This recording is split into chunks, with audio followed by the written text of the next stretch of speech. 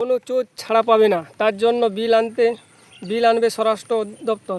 বিধানসভায় দাঁড়িয়ে একথা বলেছিলেন মুখ্যমন্ত্রী শুভেন্দু অধিকারী। এবার গুন্ডা দমনে বিল আনতে চলেছে রাজ্য সরকার। বিধানসভায় পেশ হবে the West Bengal public safety and control anti social activity বিল।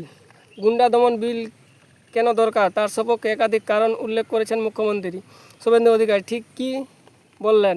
তৃণমূলকে নিশানা মুখ্যমন্ত্রীর, বিরোধী টিএমসিকে কটাক্ষ শুভেন্দুর। ভিটে মাটি বেচে ক্ষতিপূরণ নেওয়া হবে। হুমায়ুন কবিরকে কড়া ভাষায় আক্রমণ করলেন শুভেন্দু। প্যানের সঙ্গে দোয়াতকে যেতে হবে। হুমায়ুনকে চরম হুঁশিয়ারি। শুভেন্দু অধিকারী বললেন, আমরা কোনো ভদ্রলোকের বিরুদ্ধে এই আইন প্রয়োগ করব না, কিন্তু সন্দেশখালীর বেতাজ বাদশা জীবনতলার খুনিদের ছাড় দেওয়া হবে না। পুষ্পা বলেছিল ঝুঁকেগা নেই। একই পরিণতি নয়দার বিধায়কের হবে যদি ভাষা ঠিক না করে।